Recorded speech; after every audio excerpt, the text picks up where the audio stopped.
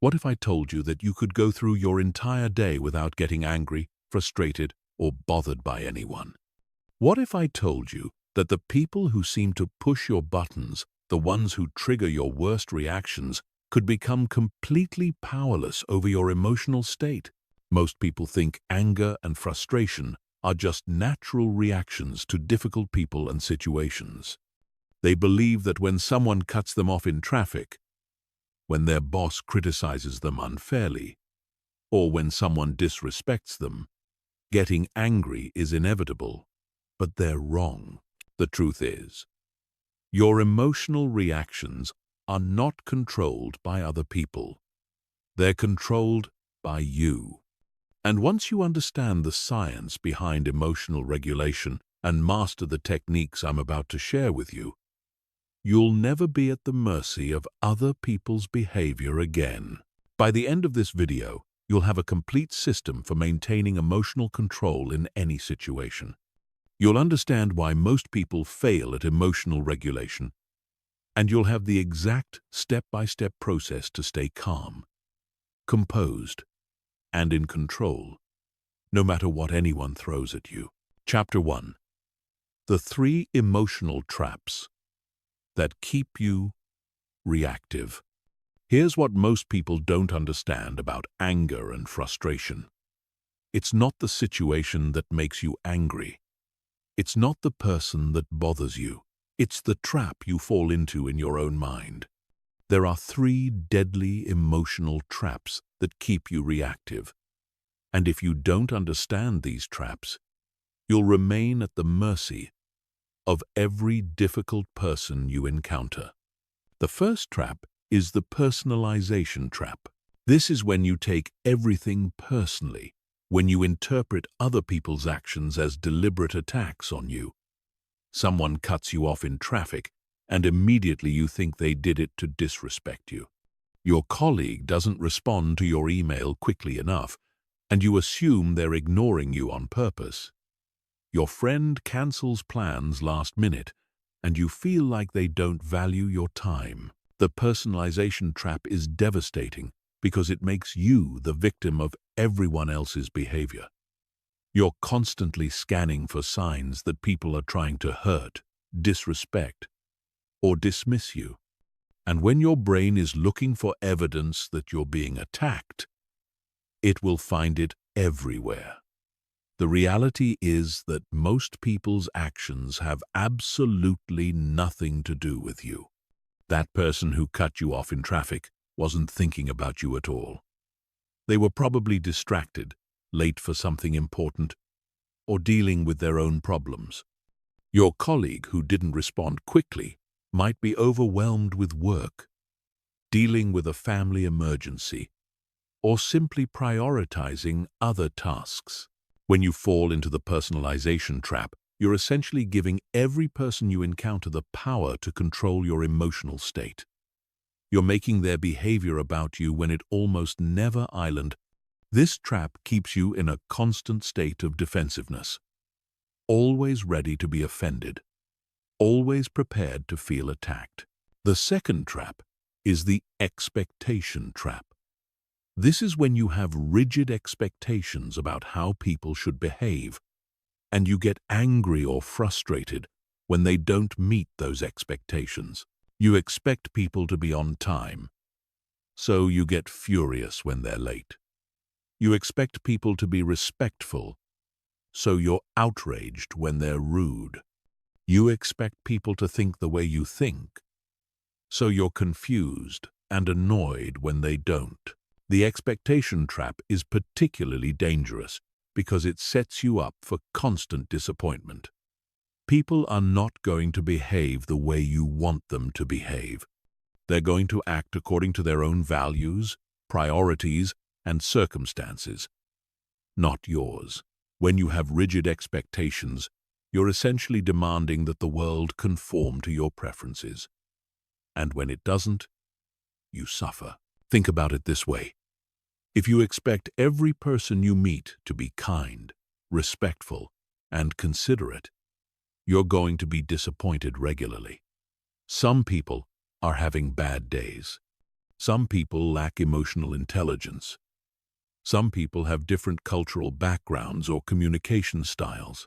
Some people are dealing with stress, trauma, or personal problems that affect how they interact with others.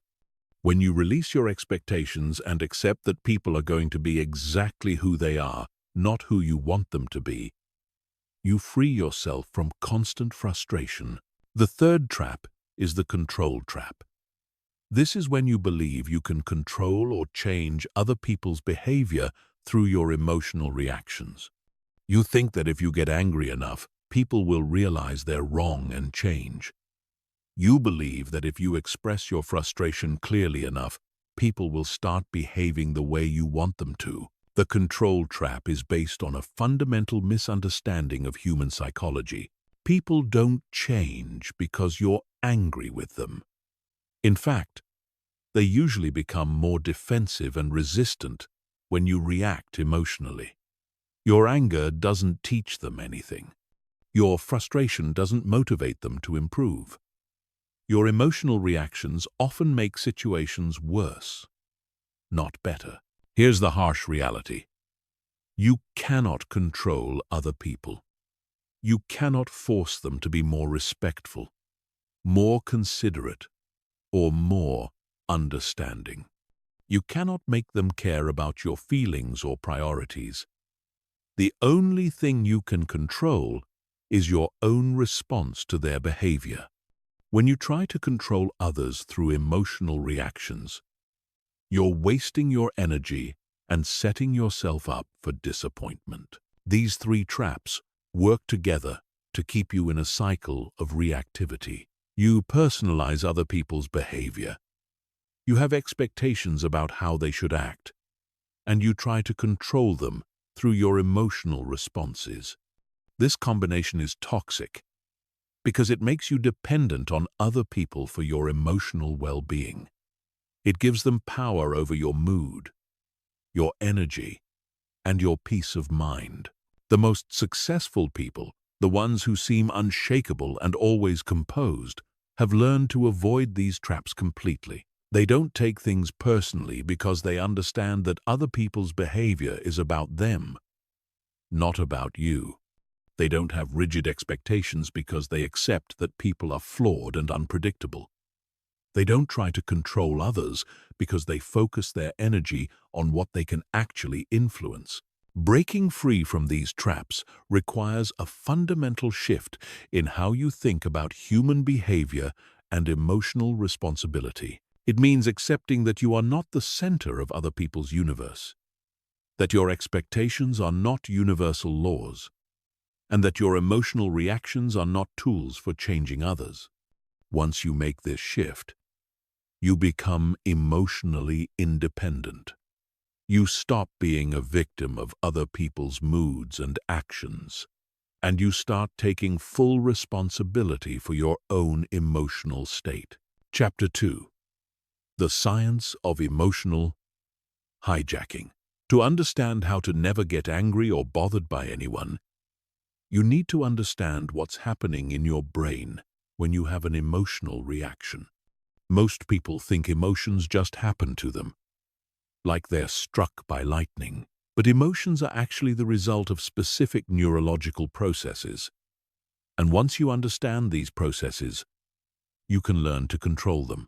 When something happens that your brain interprets as threatening, offensive, or frustrating, your amygdala, the alarm center of your brain, triggers what's called an emotional hijack. This happens in milliseconds, faster than your conscious mind can process. Your amygdala floods your system with stress hormones like adrenaline and cortisol, preparing your body for fight, flight, or freeze. Your heart rate increases, your muscles tense, and your thinking becomes narrow and reactive. This emotional hijacking served our ancestors well when they faced physical threats like predators or enemies. The ability to react quickly without thinking could mean the difference between life and death. But in modern life, your brain can't tell the difference between a saber-toothed tiger and an annoying coworker. It treats social threats, perceived disrespect, and minor inconveniences as if they were life or death situations. Here's the critical part.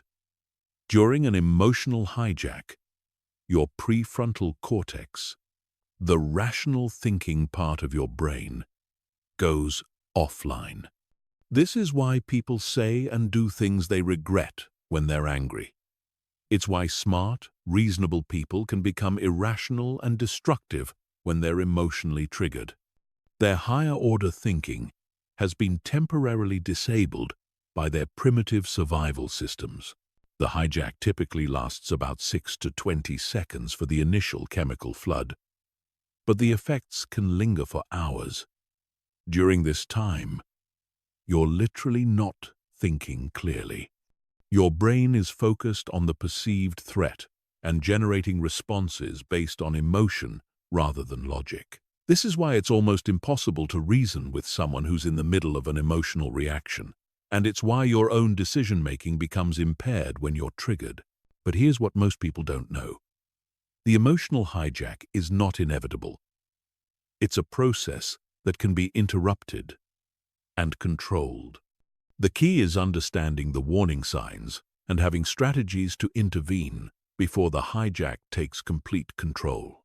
The warning signs of emotional hijacking are both physical and mental. Physically, you might notice your heart rate increasing, your breathing becoming shallow, your muscles tensing, your face flushing, or your hands clenching. Mentally, you might notice your thoughts becoming rapid and negative, your focus narrowing to the source of irritation, or your inner voice becoming critical and aggressive. These warning signs are your opportunity to intervene.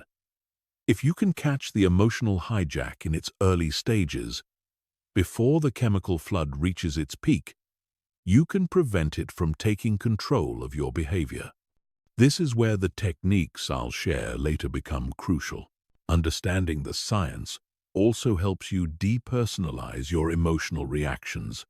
When you realize that anger and frustration are just neurochemical events in your brain, not fundamental truths about reality, you gain perspective.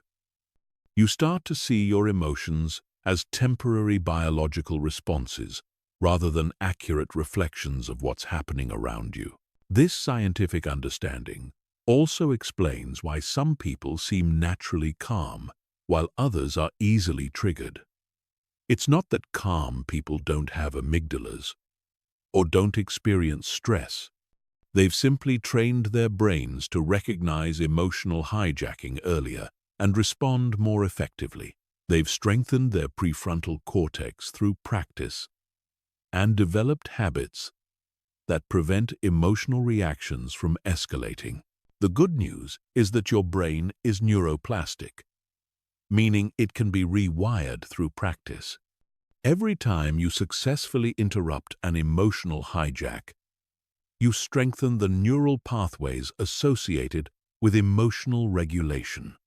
Every time you choose a calm response over a reactive one, you make it easier to choose calmness in the future. This is why emotional control gets easier with practice. Think of emotional regulation like physical fitness. Just as you can strengthen your muscles through exercise, you can strengthen your emotional control through practice. And just as physical fitness makes everyday activities easier, emotional fitness makes everyday interactions less stressful and more enjoyable. The people who never seem to get angry or bothered have essentially trained their brains to respond differently to triggers. They've created strong neural pathways for calmness and weak neural pathways for reactivity. They haven't eliminated their emotions, but they've learned to manage them effectively. This is important because many people think emotional control means becoming emotionless or suppressing their feelings. That's not what we're aiming for. Emotions are valuable sources of information, They tell you about your values, your boundaries, and your needs. The goal is not to eliminate emotions, but to respond to them consciously rather than reactively. When you understand the science of emotional hijacking, you realize that emotional control is not about willpower or personality. It's about knowledge and technique. It's about understanding your brain's automatic responses and developing better ones. Anyone can learn these skills regardless of their temperament or past experiences with anger management. Chapter 3. The Pause Protocol. Your first line of defense. The most powerful technique for preventing emotional hijacking is also the simplest. It's called the Pause Protocol, and it's your first line of defense against reactive behavior. The Pause Protocol is based on a simple principle. Between stimulus and response, there is a space. In that space lies your power to choose your response. And in that choice lies your growth and your freedom. Most people react automatically. Something happens, and they immediately respond based on their emotional state. Someone criticizes them, and they defend themselves. Someone cuts them off in traffic, and they honk their horn aggressively. Someone disagrees with them, and they argue back. This automatic reactivity is what keeps them trapped in emotional cycles and gives other people control over their emotional state. The Pause Protocol breaks this automatic pattern. It creates space between what happens to you and how you respond. In that space, you regain your power. You remember that you have choices. You reconnect with your values and your goals. You allow your prefrontal cortex to come back online, so you can respond from wisdom rather than emotion. Here's how the Pause Protocol works. The moment you notice any sign of emotional activation, any hint that you're becoming angry, frustrated, or bothered, you implement an immediate pause. This pause can be as short as 3 seconds or as long as several minutes, depending on the intensity of your emotional reaction and the situation you're in. During the pause, you don't try to solve the problem or figure out what to say. You don't analyze the situation or justify your feelings. You simply create space. You breathe. You allow the initial chemical flood of the emotional hijack to subside without acting on it. The first level of the Pause Protocol is the breath pause. When you notice emotional activation, you immediately take 3 deep, slow breaths. This is not just a relaxation technique, though it does help calm your nervous system. More importantly, it's a pattern interrupt. It breaks the automatic connection between trigger and reaction. Here's how to do the breath pause effectively. Inhale slowly through your nose for a count of 4. Hold the breath for a count of 4. Exhale slowly through your mouth for a count of 6. The longer exhale activates your parasympathetic nervous system, which is responsible for the body's rest and digest response. This counteracts the fight or flight activation of emotional hijacking. While you're breathing, focus entirely on the physical sensation of the breath. Feel the air entering your nostrils, filling your lungs, and leaving your body. This mindful focus prevents your mind from spinning stories about what just happened or what you should do next. It anchors you in the present moment and gives your rational brain time to come back online. The second level is the physical pause. If 3 breaths aren't enough to regain your composure, you implement a physical pause. This might mean excusing yourself from a conversation, taking a walk around the block, or simply changing your physical position. Movement helps metabolize the stress hormones that flood your system during emotional activation. The physical pause is particularly important in heated conversations or confrontational situations. When you feel your anger rising, when you notice yourself wanting to say something hurtful or defensive, that's your cue to create physical space. You might say something like, "I need a moment to think about this," or "Let me take a short break and come back to this conversation." Many people resist the physical pause because they think it makes them look weak or because they don't want to give the other person the last word. But the physical pause is actually a sign of strength. It shows that you're in control of yourself and that you're committed to handling the situation effectively rather than just venting your emotions. The third level is the time pause. For more intense emotional reactions or complex situations, you might need hours or even days to fully process your feelings and determine the best response. The time pause prevents you from making decisions or having conversations while you're still emotionally activated. During a time pause, you might tell someone, "This is important to me, and I want to give it the consideration it deserves. Can we continue this conversation tomorrow?" Or you might simply wait before responding to an email or text message that triggered you. The time pause ensures that your responses come from a place of clarity rather than reactivity. The key to making the pause protocol effective is practicing it before you need it. Most people only try to pause when they're already highly activated, and by then, it's much harder to interrupt the emotional hijacking process. Instead, practice pausing during low-level irritations. When someone takes a long time at the grocery store checkout, when you're stuck in traffic, when you receive a mildly annoying email, use these situations to strengthen your pause reflex. The more you practice pausing during minor irritations, the more automatic it becomes during major provocations. You're literally rewiring your brain to choose pause over reaction. You're creating new neural pathways that prioritize conscious choice over automatic response. It's also important to understand that the pause protocol is not about suppressing your emotions or pretending everything is fine. During the pause, you acknowledge your feelings without being controlled by them. You might say to yourself, "I notice I'm feeling angry right now," or "I can feel frustration rising in my body." This acknowledgement validates your emotional experience while maintaining your ability to choose how to respond. The pause protocol also gives you time to remember your bigger picture goals. In the heat of the moment, it's easy to forget what's really important to you. You might value maintaining good relationships, but when you're angry, all you want to do is prove you're right. You might value your reputation for being professional, but when you're frustrated, you're tempted to send a sarcastic email.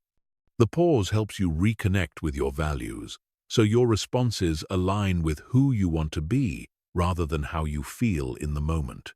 Chapter 4. The Reframe Revolution. Changing your internal story. The way you interpret what happens to you determines how you feel about it. Two people can experience the exact same situation and have completely different emotional reactions based on how they frame the experience in their minds. This is why reframing is one of the most powerful tools for emotional control. When you change your internal story about what's happening, you change your emotional response. Most people don't realize they're constantly telling themselves stories about other people's behavior. Someone doesn't return their phone call, and they tell themselves a story that the person is rude or doesn't care about them. A coworker takes credit for their idea, and they tell themselves a story that the coworker is trying to sabotage them. Their spouse forgets to do something they asked, and they tell themselves a story that their spouse doesn't respect them. These internal stories feel like facts, but they're actually interpretations. And since they're interpretations, they can be changed. When you learn to consciously reframe situations in more empowering ways, you gain tremendous control over your emotional state. The first step in reframing is recognizing that you're telling yourself a story. Most people don't distinguish between what actually happened and their interpretation of what happened. They think their story is reality, but what actually happened is just the facts.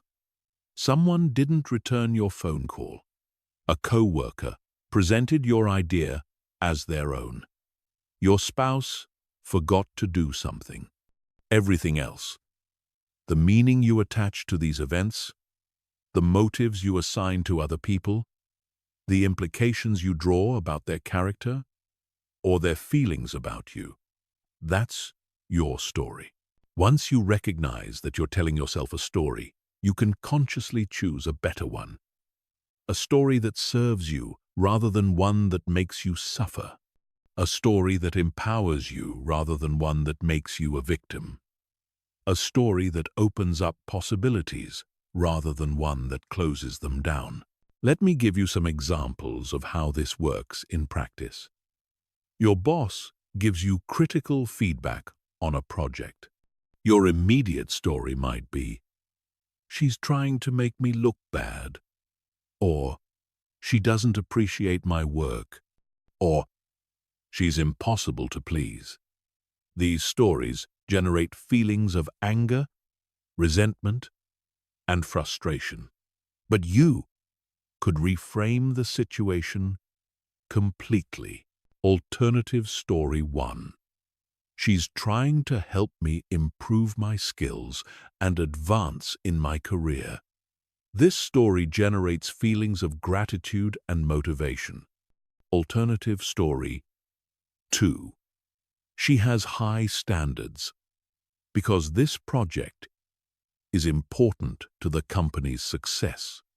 This story generates feelings of respect and determination. Alternative story 3. She's under a lot of pressure from her superiors and is passing along feedback she received. This story generates feelings of empathy and understanding. Notice that all of these alternative stories could be true.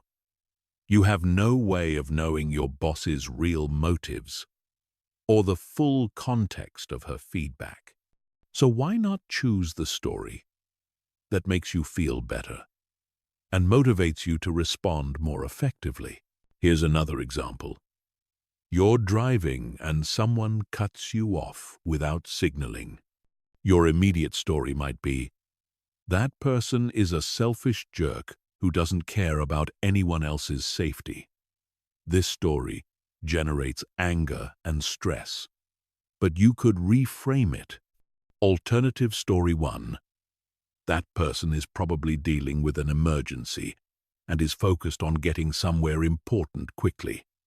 Alternative story 2. That person made a mistake and probably doesn't even realize they cut me off. Alternative story 3. That person is having a difficult day and is not thinking clearly. These reframes don't excuse dangerous driving, but they prevent you from carrying anger and stress that doesn't serve you. They help you respond from a place of understanding rather than rage. The key to effective reframing is finding alternative stories that are both plausible and empowering. They don't have to be the most likely explanation, but they have to be possible, and they have to move you toward a more resourceful emotional state. There are several powerful reframing techniques you can use in different situations. The first is the ignorance reframe. Instead of assuming that people who behave badly are malicious or selfish, assume they're ignorant. They don't know better. They haven't been taught better social skills or emotional intelligence. They're doing the best they can with their current level of awareness. This reframe generates compassion instead of anger. The second is the pain reframe. Instead of assuming that difficult people are trying to hurt you, assume they're in pain themselves. Hurt people hurt people. People who are rude, aggressive, or inconsiderate are usually dealing with their own stress, insecurity, or emotional wounds. This doesn't excuse their behavior, but it helps you respond with empathy rather than defensiveness. The third is the learning reframe. Instead of seeing difficult situations as problems or attacks, see them as opportunities to practice your emotional regulation skills. Every challenging person is a teacher, helping you become stronger and more skilled. Every frustrating situation is a chance to prove to yourself that you can stay calm and composed no matter what happens around you. The fourth is the temporary reframe. Instead of seeing someone's bad mood or difficult behavior as a permanent characteristic, see it as a temporary state. Everyone has bad days. Everyone deals with stress and challenges that can affect their behavior. The person who's rude to you today might be kind and helpful tomorrow.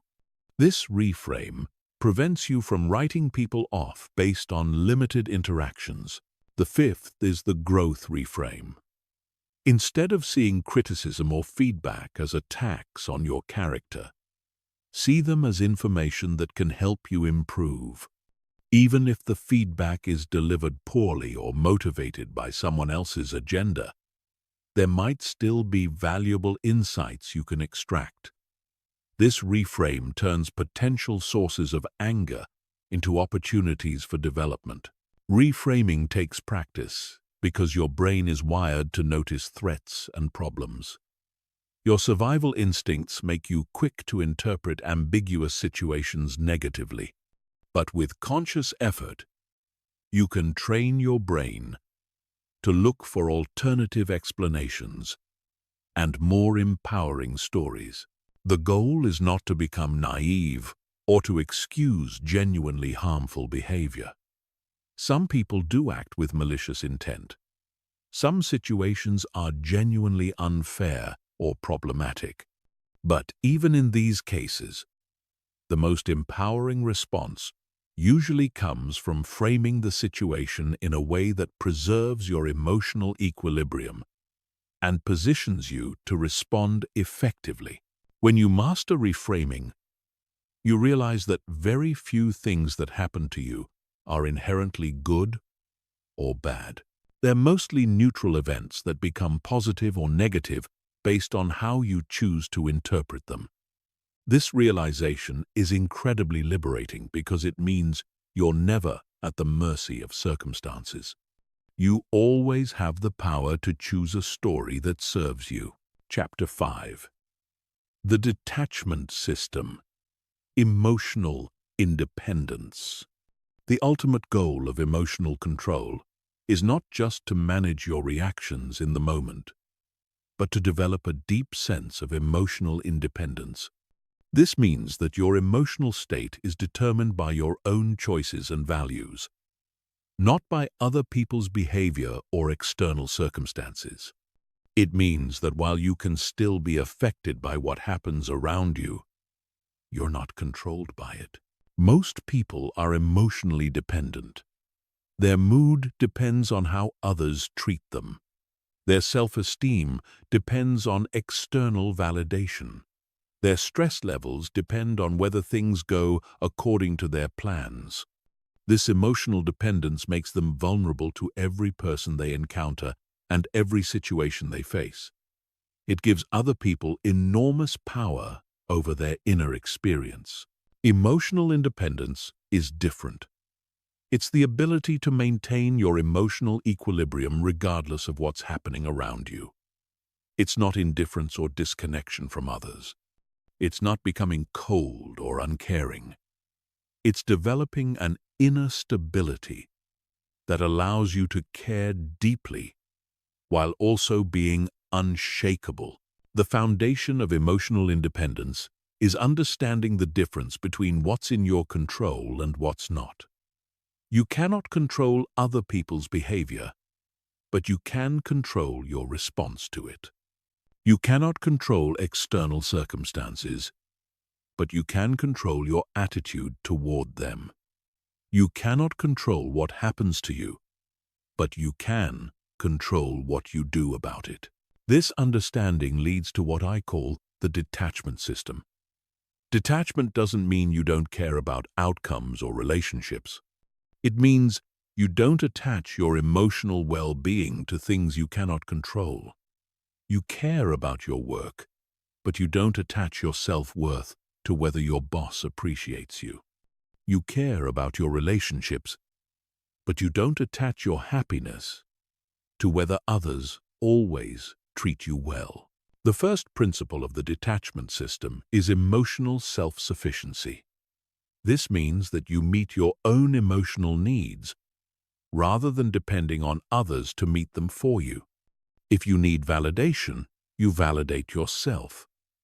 If you need security, you create it through your own actions and mindset. If you need love, you start by loving yourself unconditionally. Most people seek these emotional needs from external sources, which makes them vulnerable to disappointment and manipulation. They need their boss to appreciate them to feel valuable. They need their friends to include them to feel worthy. They need their romantic partner to constantly reassure them to feel secure. This dependence creates anxiety and resentment because other people cannot and will not always provide what you need when you need it. When you become emotionally self-sufficient, you can enjoy validation, appreciation, and love from others without needing them to maintain your emotional stability. This makes your relationships healthier and more enjoyable because you're not constantly seeking something from other people. You're able to give and receive from a place of abundance rather than neediness. The second principle is outcome independence. This means that while you work toward your goals and preferences, you don't attach your emotional state to whether you achieve them. You prefer that people treat you with respect, but you don't need them to in order to maintain your self-respect. You want your projects to succeed, but you don't need them to in order to feel successful. Outcome independence doesn't mean you don't care about results or that you don't work hard to achieve your goals. It means that your emotional well-being doesn't rise and fall with external outcomes. You maintain your inner stability regardless of what happens because you know that your value as a person is not determined by external circumstances. This principle is particularly powerful in dealing with difficult people because it removes their ability to manipulate or control you through their behavior. If someone is rude to you and you need their approval to feel good about yourself, their rudeness has power over you. But if you're outcome independent, their behavior becomes irrelevant to your emotional state. They can be as rude as they want, and it doesn't affect your inner peace. The third principle is identity independence. This means that your sense of who you are is not dependent on external roles, achievements, or other people's opinions. You know who you are at your core, and that identity remains stable regardless of changing circumstances. Many people derive their identity from their job, their relationships, their possessions, or their achievements. When these external things change or are threatened, their sense of self becomes unstable. They take criticism personally because they see it as an attack on their identity. They get defensive when challenged because they feel their worth is being questioned. When you develop identity independence, you see yourself as separate from these external roles and achievements. You might be a manager, but that's what you do, not who you are. You might be successful, but that's your current situation, not your essential identity. This separation allows you to receive feedback, face challenges, and deal with difficult people without feeling like your core self is under attack. The fourth principle is boundary mastery. Emotional independence requires clear boundaries between yourself and others. You need to know where you end and they begin. You need to distinguish between their emotions and your emotions, their problems and your problems, their responsibilities and your responsibilities. Many people struggle with emotional boundaries. They take on other people's emotions as if they were their own. They feel guilty when others are unhappy, even when they're not responsible for that unhappiness. They feel obligated to fix other people's problems or manage their emotional states. This lack of boundaries creates constant stress and makes it impossible to maintain emotional independence. Healthy boundaries allow you to care about others without taking responsibility for their emotional well-being. You can empathize with someone's pain without absorbing it. You can support someone through difficulties without feeling obligated to solve their problems. You can maintain your own emotional equilibrium while still being present and compassionate with others. The fifth principle is present moment awareness. Emotional independence is easier to maintain when you're focused on the present rather than ruminating about the past or worrying about the future. Most emotional reactivity comes from mental time travel. You replay past hurts and imagine future threats. You carry grudges from yesterday and anxieties about tomorrow. When you anchor yourself in the present moment, you're dealing only with what's actually happening right now, not with all the stories and projections your mind creates. This makes situations much more manageable and reduces emotional reactivity. You respond to what is rather than what you think might be, or what you remember was. Developing emotional independence through the detachment system takes time and practice. It requires fundamentally changing how you relate to your emotions, your relationships, and your circumstances. But the freedom it provides is extraordinary. When you're emotionally independent, you become unshakable. Other people's behavior might disappoint you, but it doesn't devastate you. External circumstances might challenge you, but they don't control you. You maintain your inner peace regardless of the chaos around you. Chapter 6. The 4 personality types that trigger everyone. Not all difficult people are created equal. There are specific personality types that consistently trigger emotional reactions in others, and each type requires a different approach to maintain your emotional equilibrium. Once you understand these 4 archetypes and learn the specific strategies for dealing with each one, you'll never be caught off guard again. The first archetype is the aggressive dominator. These are people who use intimidation, loud voices, interruptions, and hostile body language to control situations and people around them. They might be your demanding boss who yells when things don't go their way, the road rage driver who honks aggressively and makes threatening gestures, or the family member who dominates every conversation and shoots down other people's ideas. Aggressive dominators trigger fight-or-flight responses in most people. When someone raises their voice or becomes hostile, your amygdala immediately interprets this as a threat and floods your system with stress hormones. Your natural instinct is either to fight back with equal aggression or to retreat and submit. Both responses give the dominator exactly what they want: either a conflict they can escalate or submission they can exploit. The key to dealing with aggressive dominators is to refuse to play their game. Don't match their energy level or try to out-dominate them. Instead, remain calm and speak in a lower, slower tone than normal. This has a neurological effect called emotional contagion in reverse.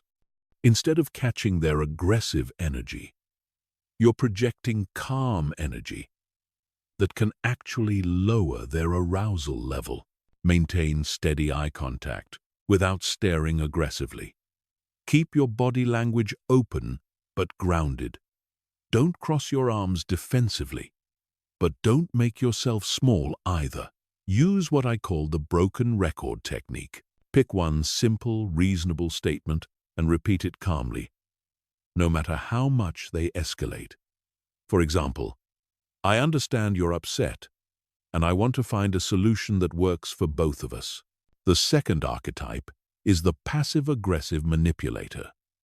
These people express their anger and frustration indirectly through sarcasm, silent treatment, deliberate inefficiency, or subtle sabotage.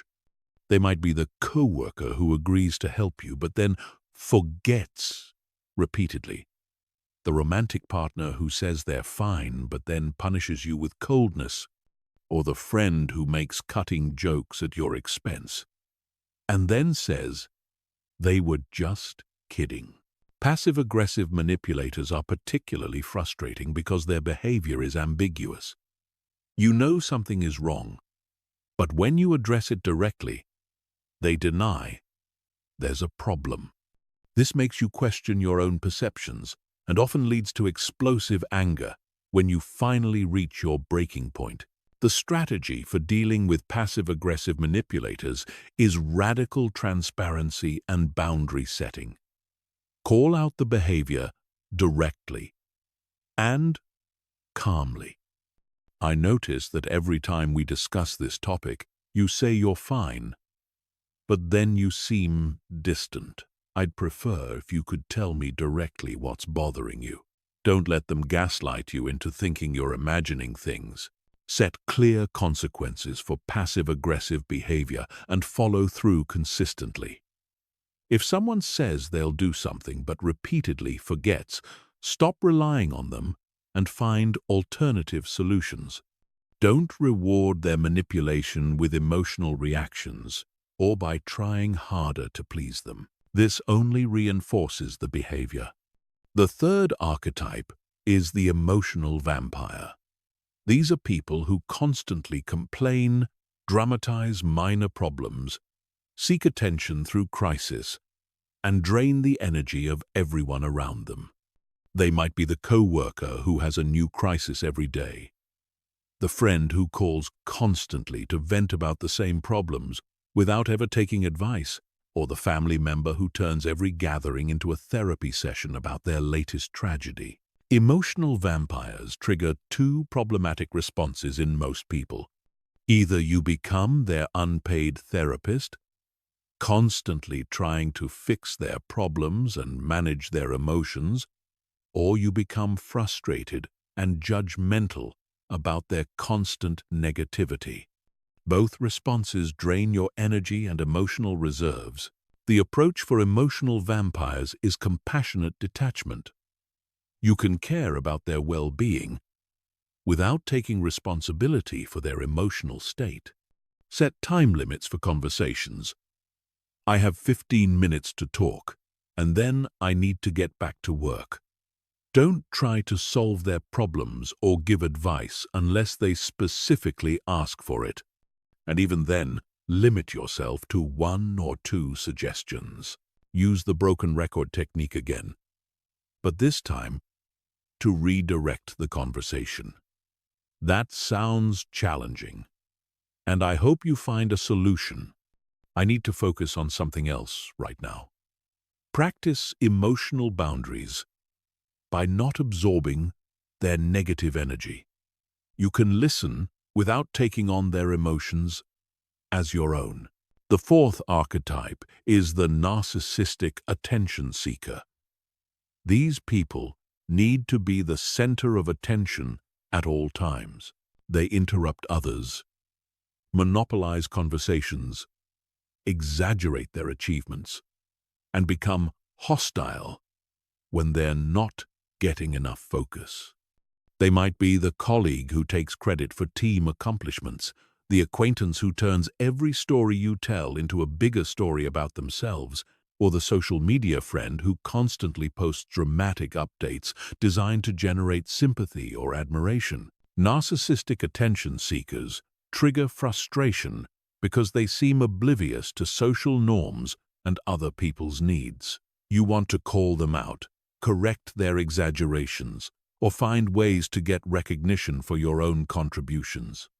These responses often backfire because they provide the attention and drama that narcissistic people crave. The strategy for dealing with narcissistic attention seekers is strategic disengagement. Don't compete for attention or try to correct their stories. Instead, give them brief, polite acknowledgement and then redirect your attention elsewhere. "That's interesting, John." Then turn to someone else or change the subject. Don't feed their need for drama by getting upset or arguing with them. This only gives them more material and energy to work with. In group settings, focus on connecting with other people rather than trying to manage the narcissistic person's behavior. Often, others are as frustrated as you are and will appreciate your leadership in redirecting the group's energy. Understanding these 4 archetypes helps you realize that difficult behavior is usually not personal. Aggressive dominators have learned that intimidation gets them what they want. Passive-aggressive manipulators have learned that direct confrontation is dangerous, so they express anger indirectly. Emotional vampires have learned that crisis and drama get them attention and support. Narcissistic attention seekers have learned that they need to be the center of attention to feel valuable. None of these patterns are really about you. They're coping mechanisms that these people developed based on their own experiences and psychological needs. When you understand the underlying pattern, you can respond to the pattern rather than reacting to the specific behavior. This keeps you calm and strategic rather than emotional and reactive. Chapter 7. The Social Intelligence Decoder. Reading beyond words.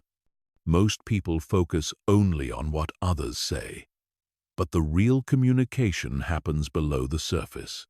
Body language, tone of voice, facial expressions, and energy levels communicate far more than words ever do.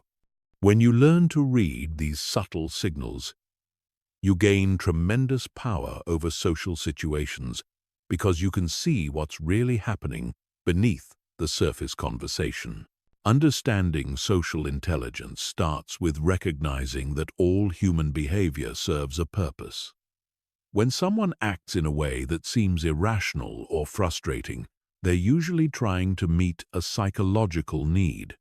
They might need to feel important, safe, understood, or in control. When you can identify the underlying need driving someone's behavior, you can respond to the need rather than the behavior, which is far more effective. The first level of social intelligence is reading emotional states through physical cues. When people are stressed, anxious, or upset, their bodies reveal it even when their words don't. Stress shows up as increased muscle tension, particularly in the shoulders, jaw, and hands. Anxious people often display self-soothing behaviors like touching their face, playing with their hair, or fidgeting with objects. Angry people show micro-expressions of tension around their eyes and mouth, even when they're trying to appear calm. Learning to spot these physical signs gives you a huge advantage because you can adjust your approach before someone's emotions escalate. If you notice that someone is becoming tense during a conversation, you can lower your voice, slow down your speech, or suggest taking a break. This prevents conflicts before they start and helps people feel more comfortable around you. The second level is understanding personality-driven behavior patterns. Some people are naturally more introverted and need time to process information before responding. Others are extroverted and think out loud, sometimes saying things they don't really mean. Some people are detail-oriented and need thorough explanations, while others are big-picture thinkers who get impatient with too much information. When you can quickly assess someone's personality style, you can adapt your communication approach to match their preferences. With introverted people, give them space to think and don't pressure them for immediate responses. With extroverted people, be prepared for rapid-fire conversation and don't take their quick reactions personally. With detail-oriented people, provide thorough explanations and be prepared to answer specific questions. With big-picture people, lead with the main point and only provide details if they ask. The third level is recognizing power dynamics and social hierarchies. Every social interaction involves some element of status and power, even if it's subtle. People signal their perceived status through posture, eye contact, voice tone, and the amount of space they take up. Understanding these dynamics helps you navigate social situations more effectively. High-status individuals typically display open body language, make direct eye contact, speak with confident voice tones, and take up more physical space. They interrupt others more frequently and expect to be listened to when they speak. Lower-status individuals often display more closed body language. Avoid direct eye contact, speak with less confident tones, and make themselves smaller physically.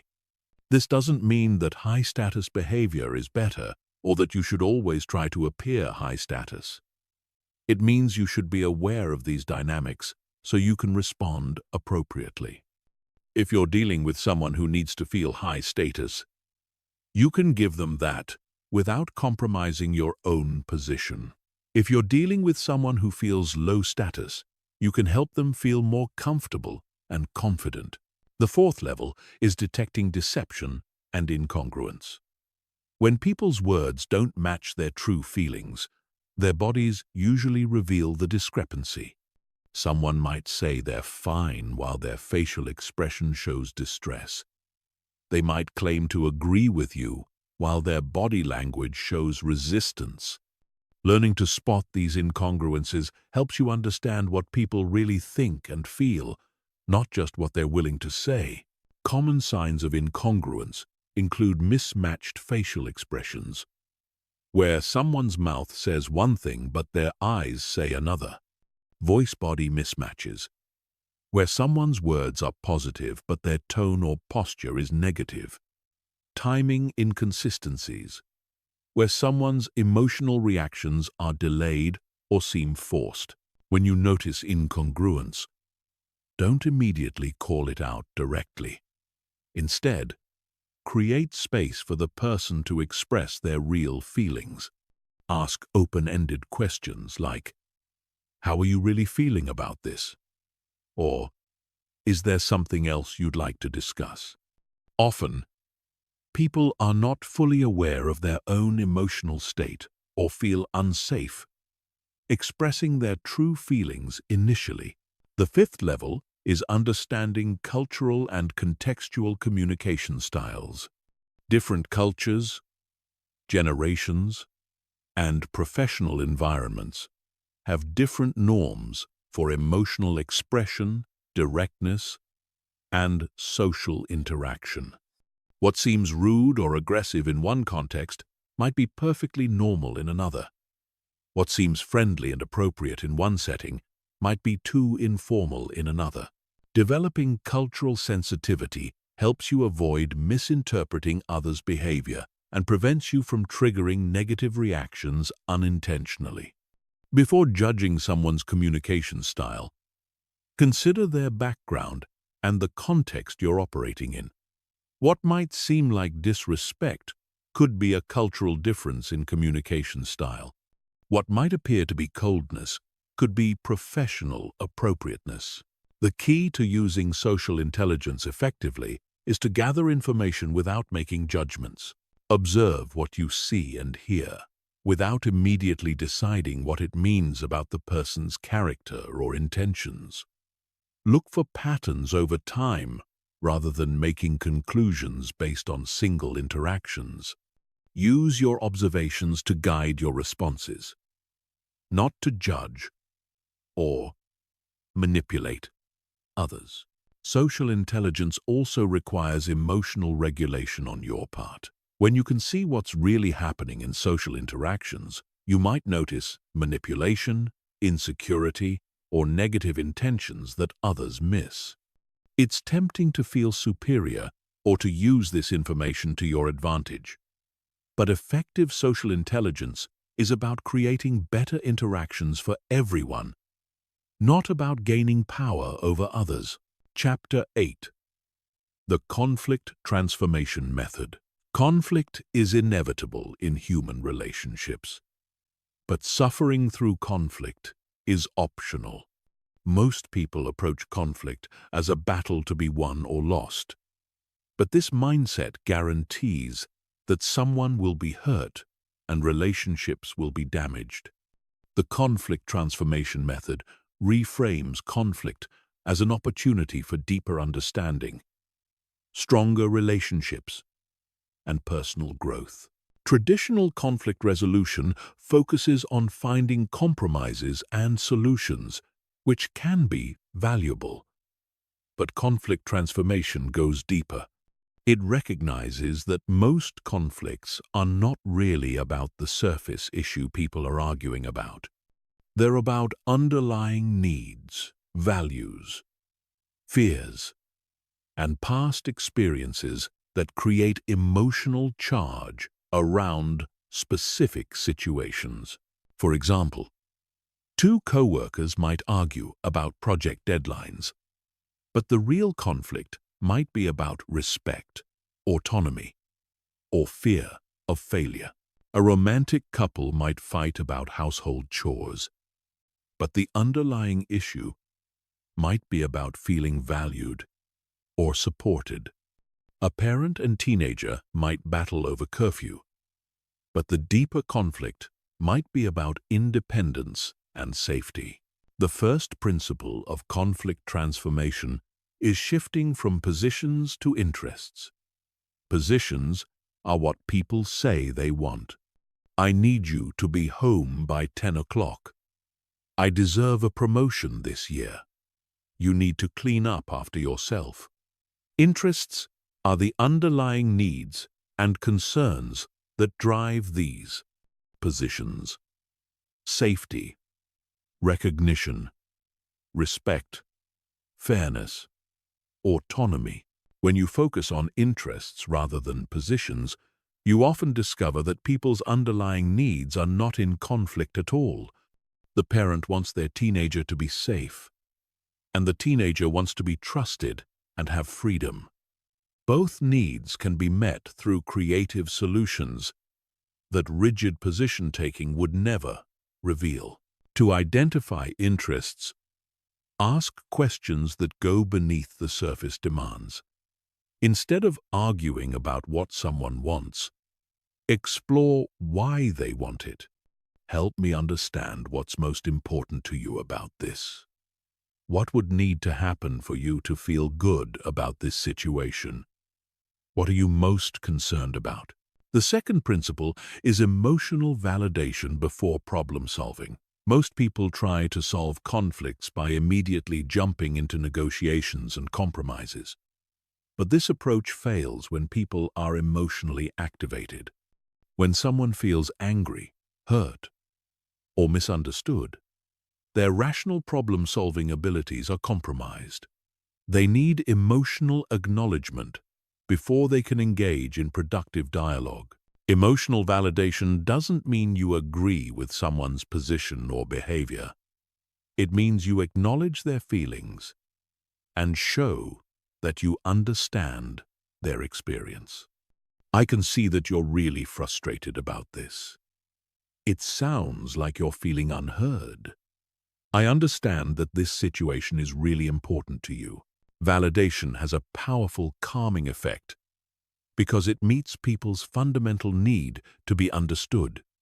When people feel heard and acknowledged, their defensive reactions often decrease dramatically. They become more open to hearing your perspective and more willing to work toward mutually beneficial solutions. The third principle is collaborative exploration rather than adversarial debate. Traditional conflict approaches involve each side presenting their case and trying to convince the other side they're wrong. This creates a win-lose dynamic where someone has to be right and someone has to be wrong. Collaborative exploration treats conflict as a shared puzzle to solve together. Use language that emphasizes partnership rather than opposition. Instead of, "You always interrupt me," try, "I've noticed we both get excited and sometimes talk over each other. How can we make sure we both get heard?" Instead of, "Your idea won't work because," try, "I'm having some concerns about that approach. Can we explore some alternatives together?" Ask questions that invite exploration rather than questions that put people on the defensive. "What would make this work better for you?" is more collaborative than, "Why don't you just do it the right way?" "What am I missing about your perspective?" is more open than, "How can you possibly think that?" The fourth principle is taking responsibility for your own contribution to the conflict.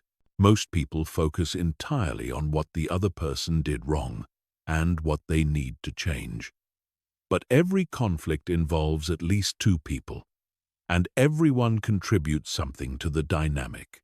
Taking ownership of your part, even if you believe the other person is more wrong, dramatically changes the energy of the interaction. This doesn't mean accepting blame for things you didn't do or apologizing for having needs and boundaries. It means acknowledging ways you might have contributed to misunderstandings, escalated emotions, or made the situation more difficult. I realize I didn't communicate clearly about my expectations. I can see how my tone might have come across as dismissive. I should have brought this up sooner, instead of letting it build up. When you take responsibility first, you often inspire the other person to do the same.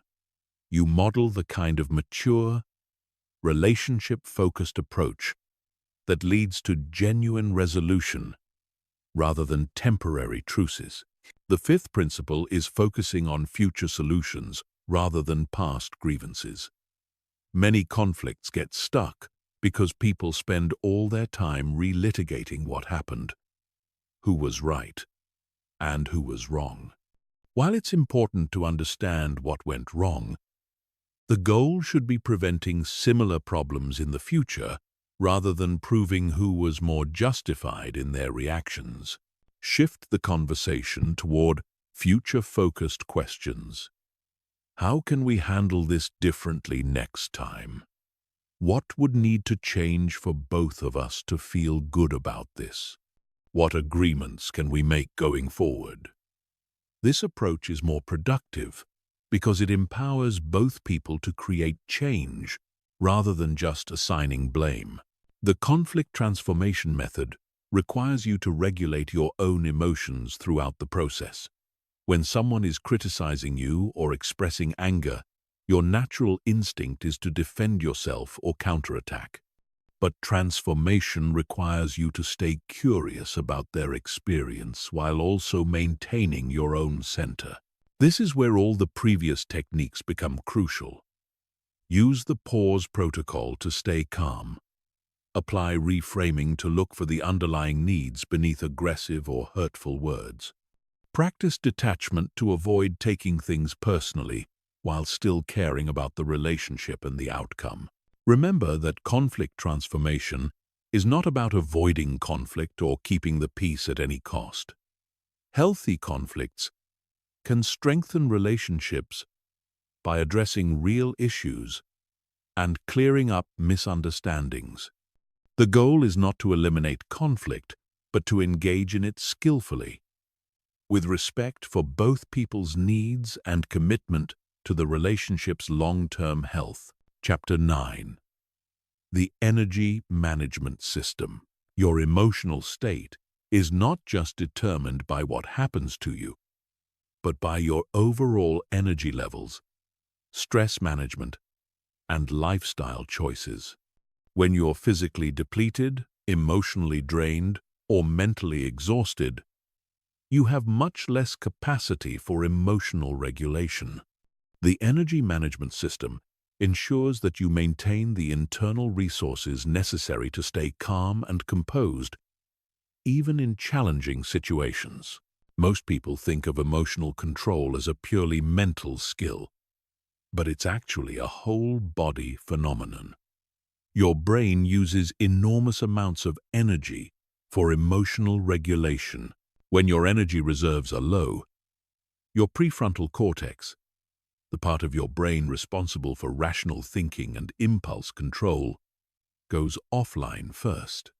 This is why you're more likely to snap at people when you're tired, hungry, or stressed. The first component of energy management is physical energy optimization. This includes the obvious factors like adequate sleep, proper nutrition, and regular exercise. But it also includes less obvious factors like breathing patterns, posture, and environmental stresses. Sleep deprivation has a devastating effect on emotional regulation. When you don't get enough quality sleep, your amygdala becomes hyperactive, while your prefrontal cortex becomes sluggish. This combination makes you more likely to perceive threats where none exist and less able to control your reactions to those perceived threats. Even one night of poor sleep can significantly impair your ability to handle difficult people and stressful situations. Create a sleep environment that supports quality rest. Keep your bedroom cool, dark, and quiet. Avoid screens for at least an hour before bedtime because blue light disrupts your natural sleep hormones.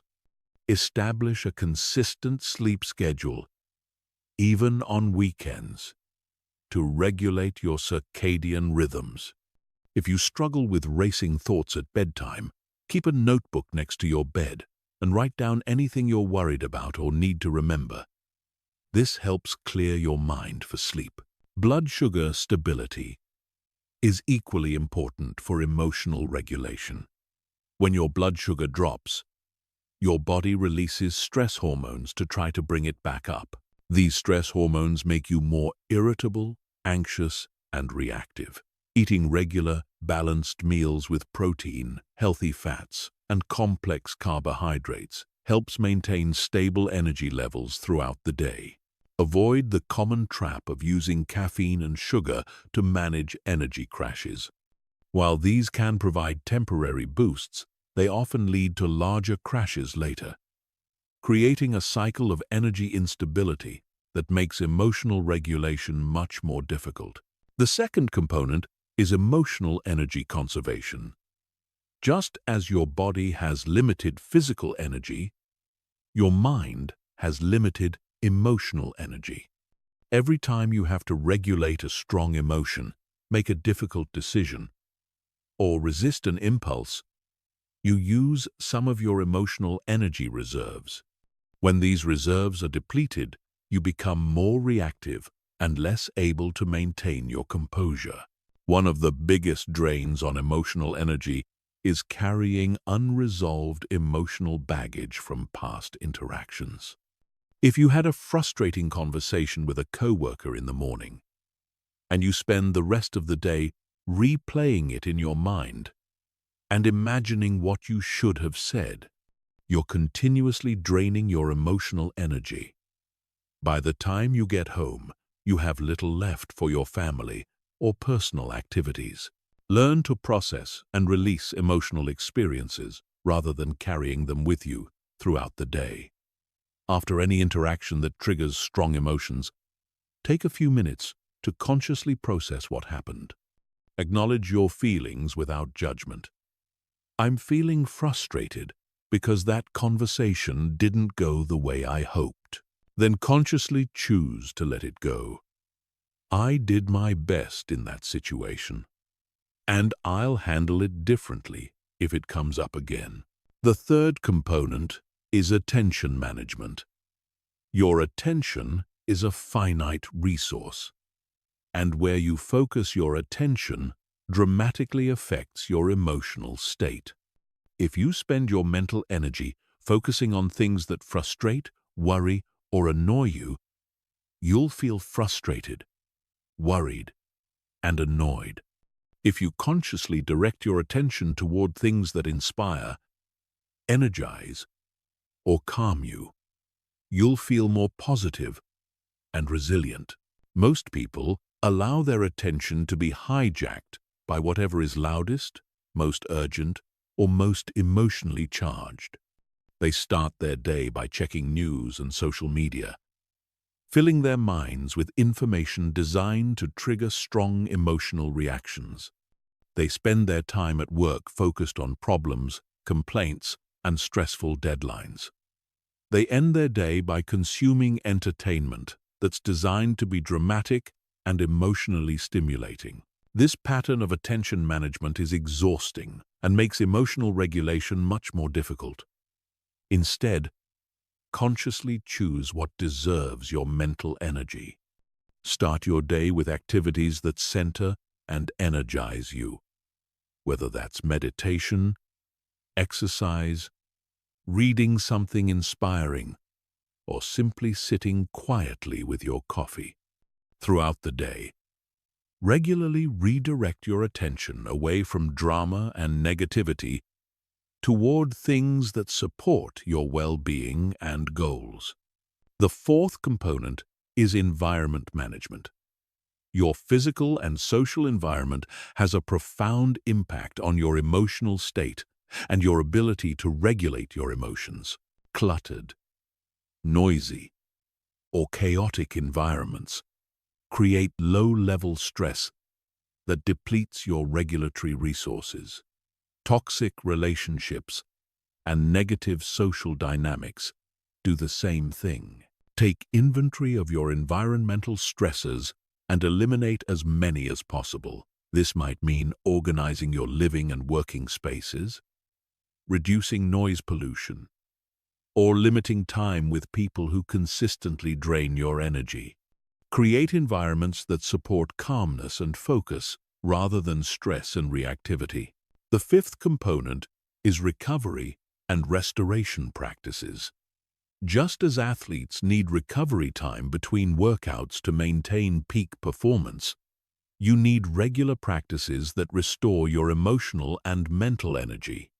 This doesn't just mean relaxation, though that's important. It means activities that actively replenish your resources and strengthen your capacity for emotional regulation. Different people find restoration through different activities. Some people restore through solitude and quiet activities, like reading, walking in nature, or creative pursuits. Others restore through social connection and shared activities. Some need physical movement and exercise, while others need mental stimulation and learning. The key is identifying what truly restores you versus what you think should restore you or what other people find restorative. Pay attention to how different activities affect your energy levels and emotional state. Activities that truly restore you should leave you feeling more energized, centered, and capable, not more depleted or agitated. Regular restoration is not a luxury or something to do when you have extra time. It's a necessity for maintaining your capacity to handle difficult people and challenging situations with grace and composure. When you consistently manage your energy levels, you become much more resilient and much less reactive to external stresses. Chapter 10. The Mastery Mindset. Long-term emotional evolution. Developing the ability to never get angry or bothered by anyone is not a destination you reach and then maintain effortlessly forever.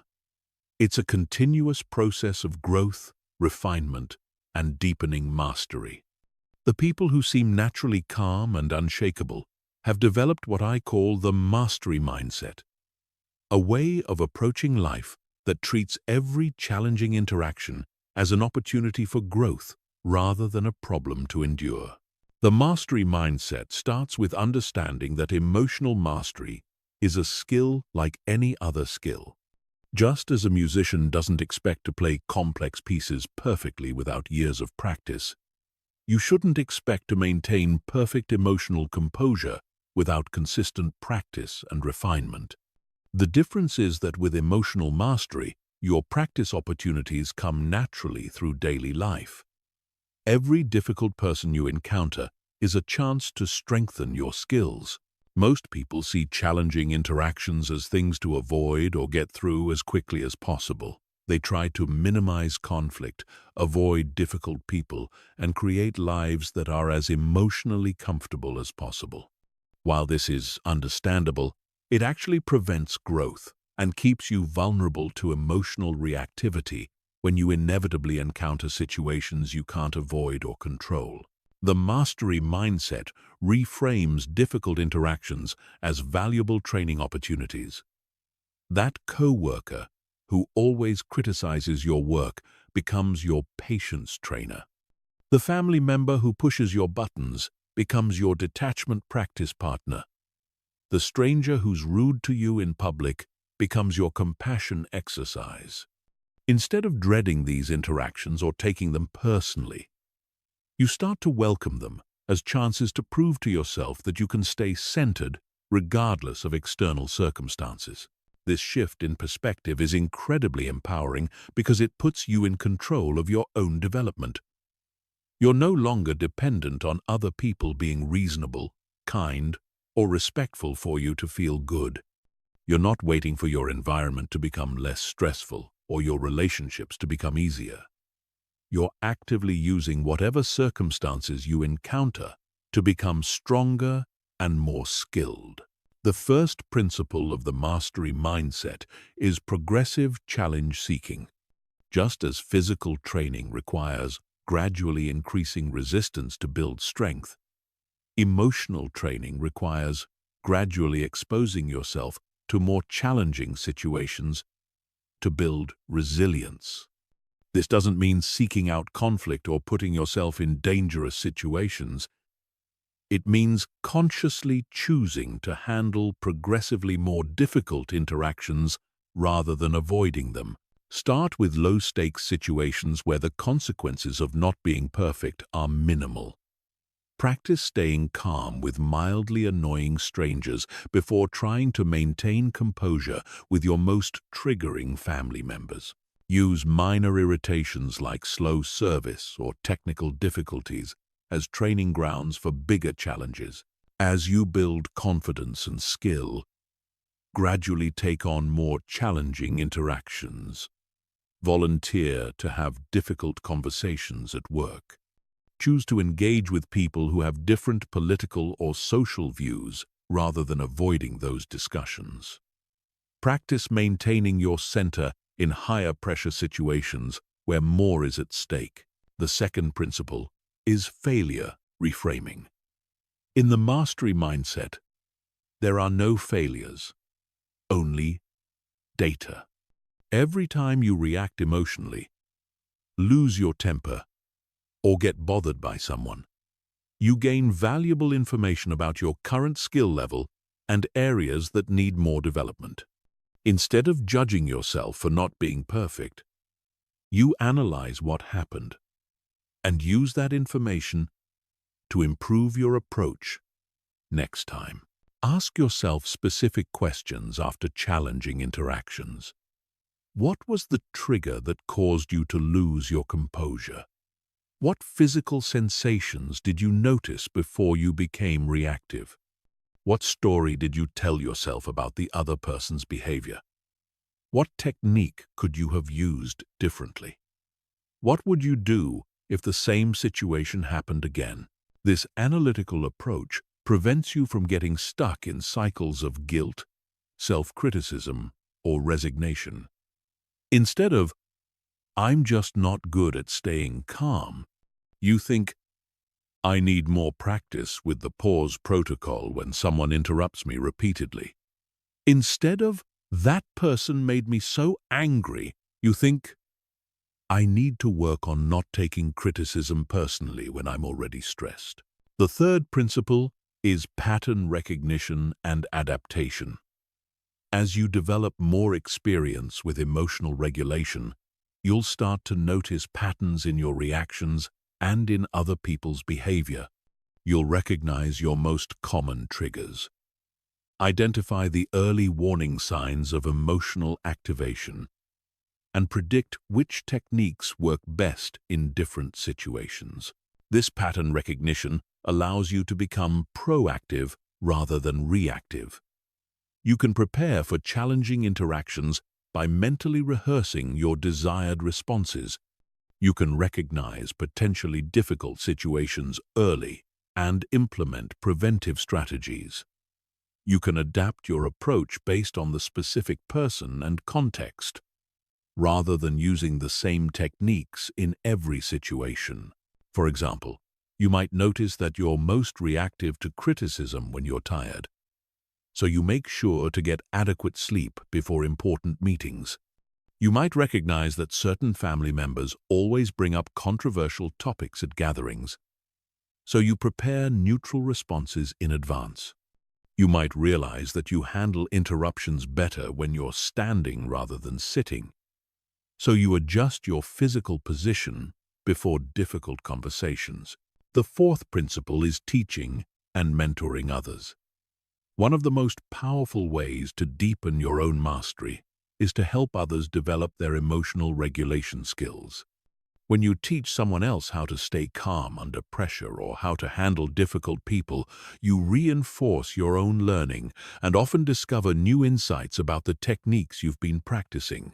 This doesn't mean becoming a formal teacher or coach, though you might choose to do that eventually. It means being the calming presence in your family, workplace, or social circle.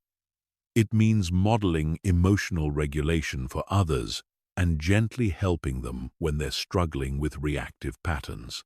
It means sharing techniques that have worked for you when people ask for advice. Teaching others also keeps you accountable to your own standards. It's much harder to justify reactive behavior when you've been advising others to stay calm and composed. You become more conscious of your own emotional state because you know others are watching and learning from your example. The fifth principle is continuous learning and refinement. The mastery mindset involves staying curious and open to new approaches, rather than thinking you've learned everything you need to know. Emotional regulation is a deep and complex skill with many layers and subtleties. There are always new situations to navigate, new techniques to try, and deeper levels of mastery to achieve. Read books about psychology, neuroscience, and communication.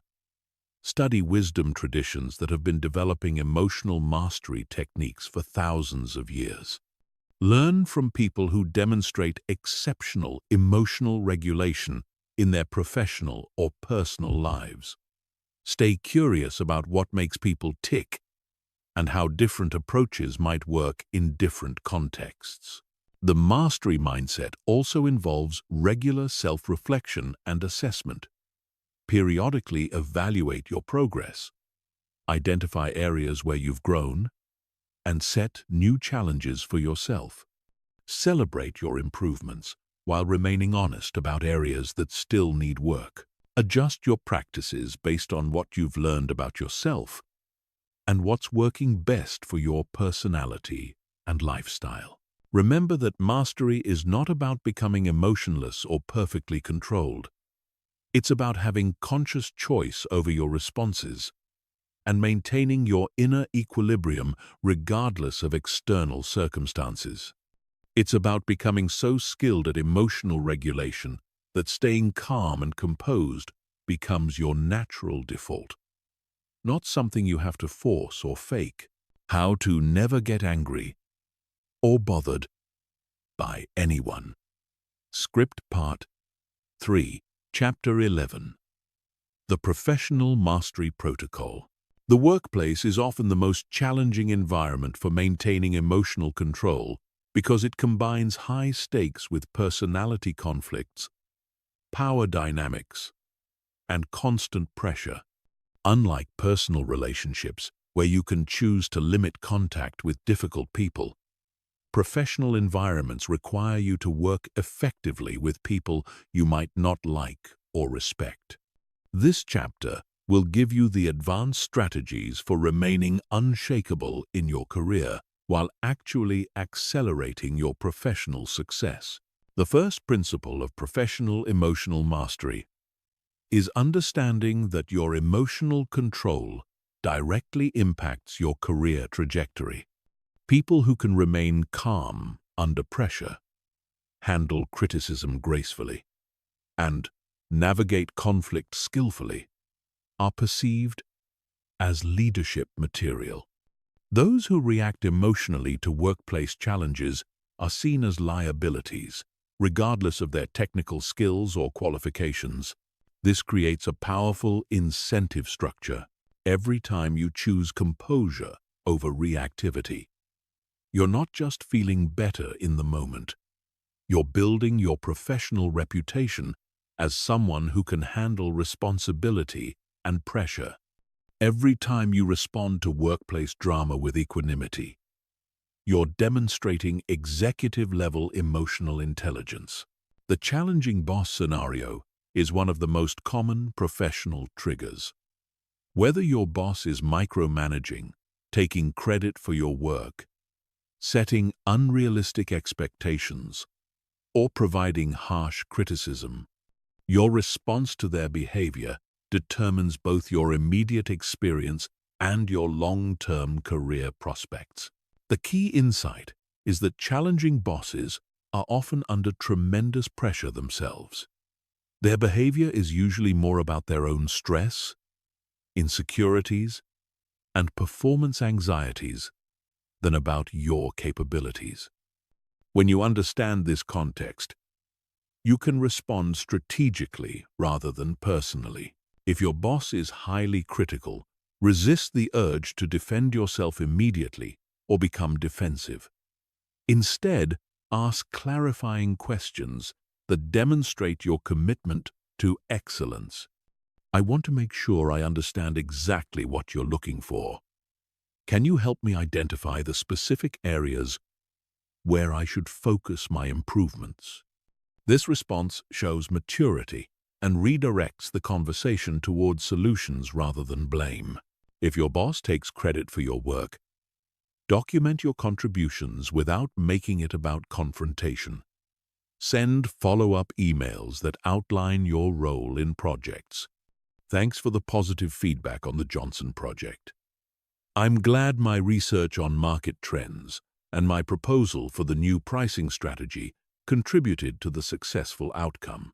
This creates a record while appearing collaborative rather than defensive. The difficult colleague dynamic requires a different approach because peer relationships are more complex than hierarchical ones. You need to maintain working relationships while protecting yourself from undermining gossip or passive-aggressive behavior. The most effective strategy is professional boundaries with personal warmth. Be friendly and collegial in your interactions, but don't share personal information or get drawn into office politics. When colleagues try to involve you in complaining about others or spreading gossip, redirect the conversation. I'd rather focus on how we can make this project successful. Or, I haven't had that experience with them, but let's talk about how to move forward. If a colleague tries to undermine you in meetings, respond with facts rather than emotions. Actually, the data shows. Or, my experience with that approach has been. Don't attack their credibility. Just present alternative information confidently. This approach makes you appear knowledgeable and reasonable while highlighting their inaccuracy without direct confrontation. High-pressure deadline situations are where emotional control becomes most critical.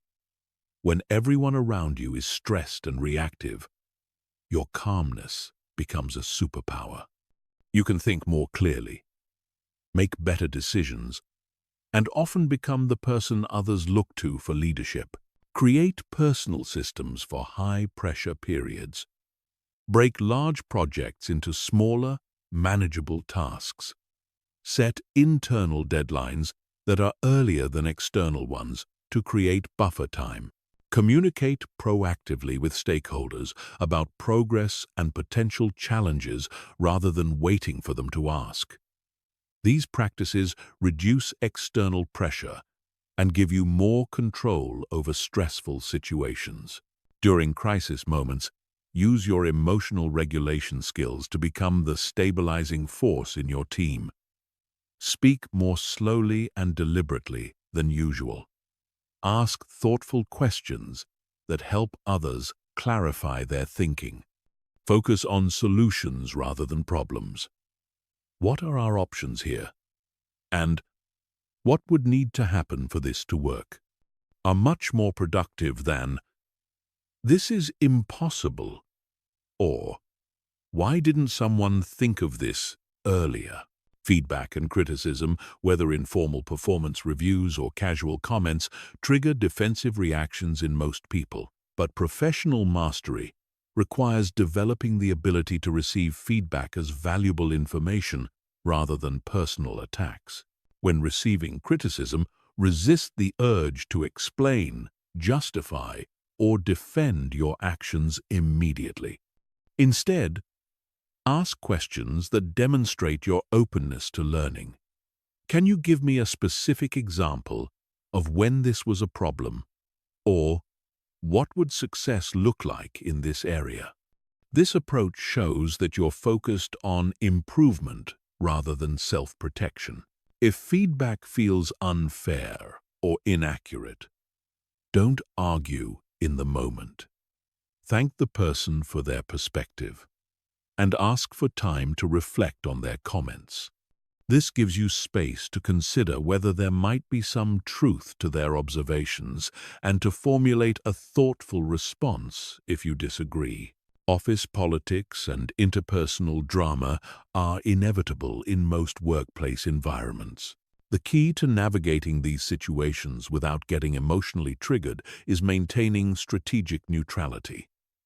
You don't have to take sides in every conflict or have opinions about every personality clash.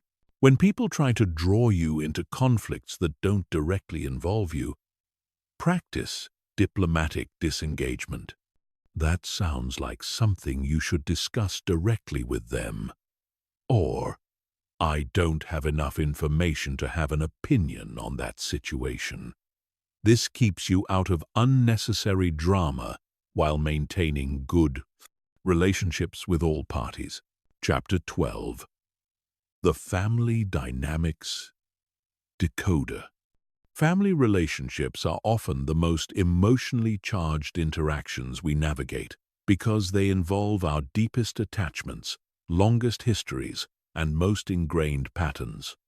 The people who raised us, grew up with us, or share our genetic makeup know exactly which buttons to push and often feel entitled to push them.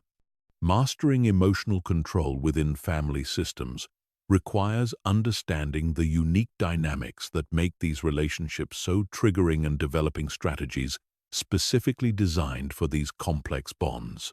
The first challenge in family relationships is that everyone operates from outdated versions of each other. Your parents might still see you as the rebellious teenager you were 20 years ago. Your siblings might relate to you based on childhood dynamics that no longer reflect who you are. You might find yourself falling into old patterns of behavior that you've outgrown in every other area of your life.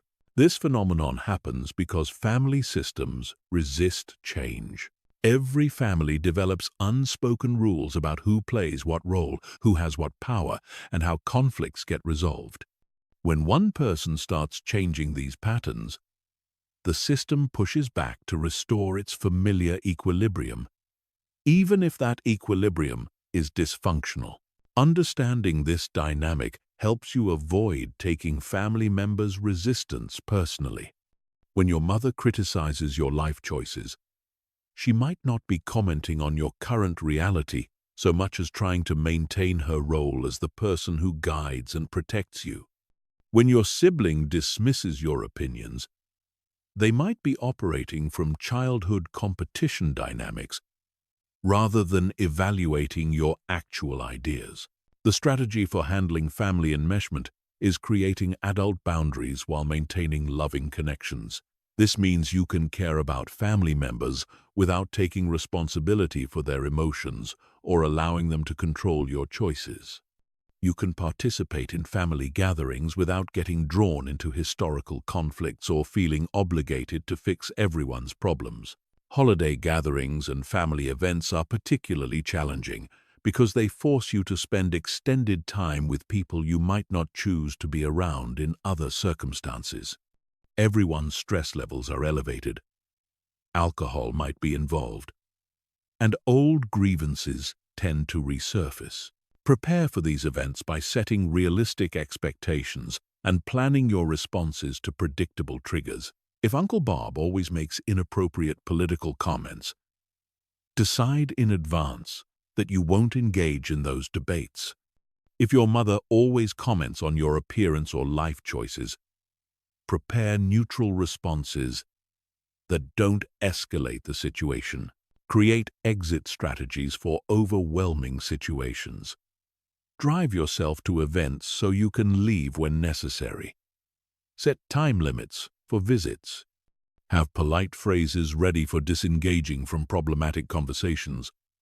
I'm going to help in the kitchen, or I need some fresh air, can get you out of tense situations without creating drama. Parenting situations test emotional regulation skills in unique ways because they combine unconditional love with daily frustrations and the enormous responsibility of shaping another human being. Children and teenagers are naturally egocentric and often lack the emotional regulation skills you're trying to model. They can be demanding, ungrateful, and deliberately provocative, all while being completely dependent on your care and guidance. The key insight for parenting with emotional control is that your children's behavior is usually about their developmental stage and individual temperament, not about your parenting competence or their opinion of you. Toddlers have tantrums because their emotional regulation systems are still developing. Teenagers push boundaries because they're neurologically programmed to seek independence, even when they lack the skills to handle it responsibly. When your child is having a meltdown or being defiant, remember that they need you to be the emotionally regulated adult in the situation. If you react with anger or frustration, you're adding to the emotional chaos rather than providing the stability they need to learn regulation skills themselves. Use the same pause protocol with your children that you use in other relationships, but adapt it for the parenting context. Take deep breaths, lower your voice, and remind yourself that this is a teaching moment rather than a personal attack.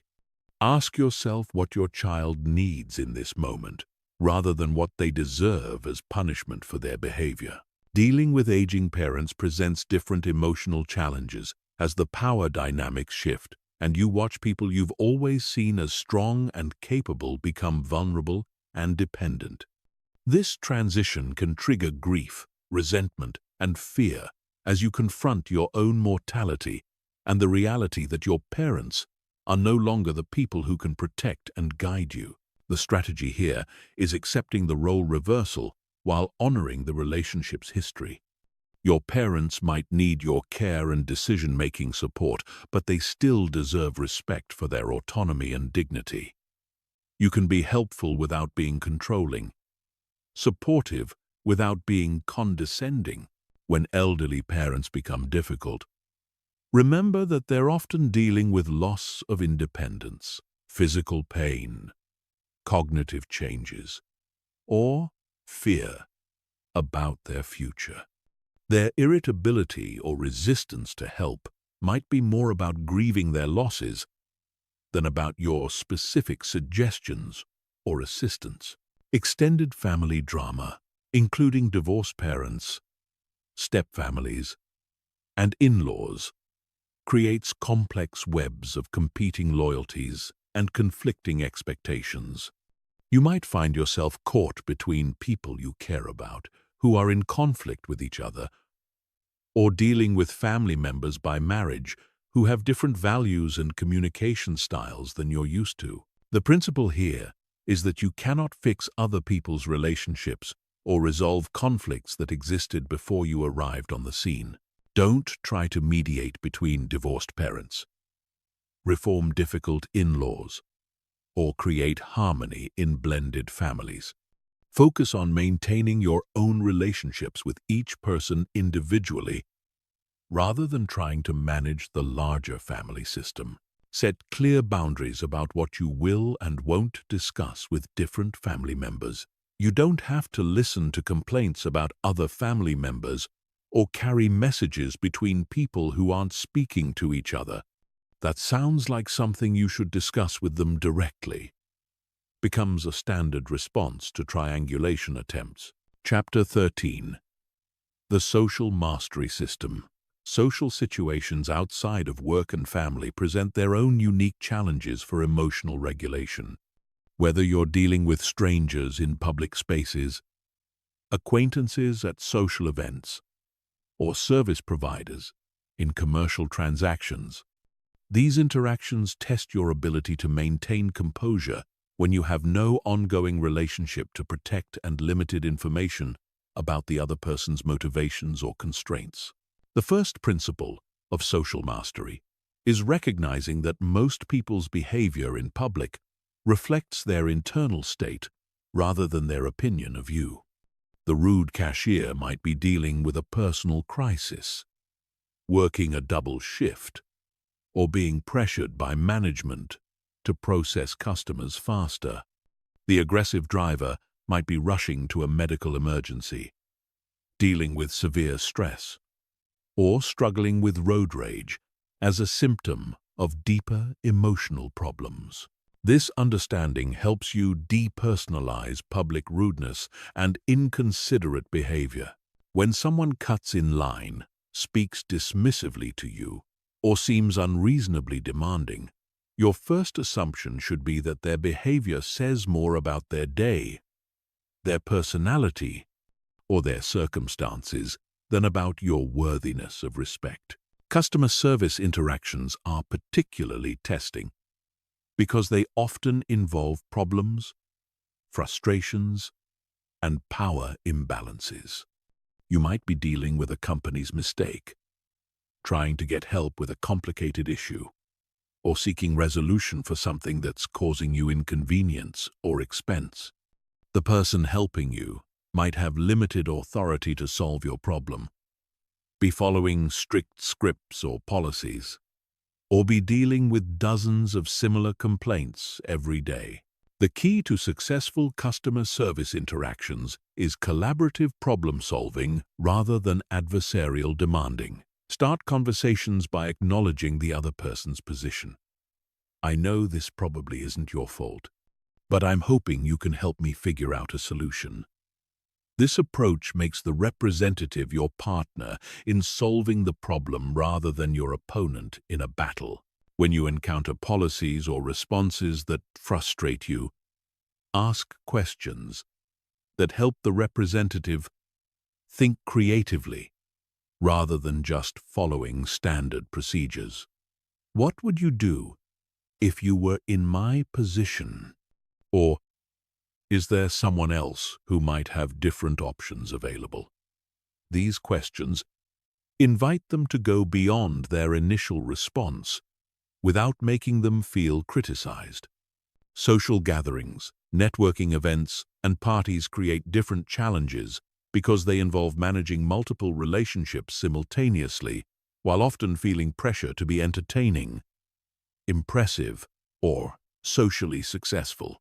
You might encounter people who dominate conversations, others who seem uninterested in talking with you, or social dynamics that feel excluding or competitive.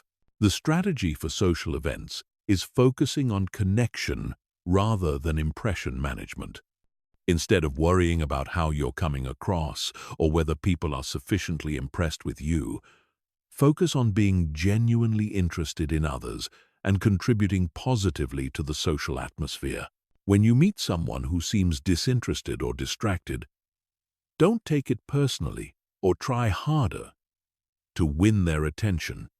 Some people are introverted and need time to warm up.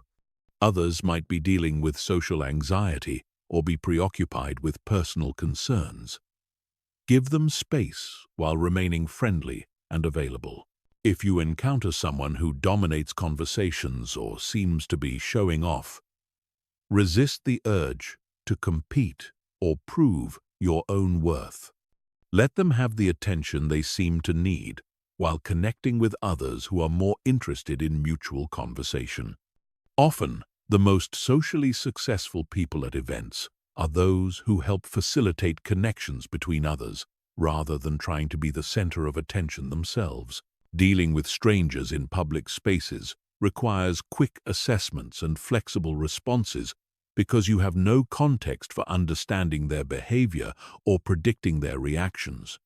The person who's acting aggressively on public transportation might be mentally ill, under the influence of substances, dealing with a crisis, or simply having the worst day of their life. Your primary goal in these situations is safety and de-escalation rather than education or justice.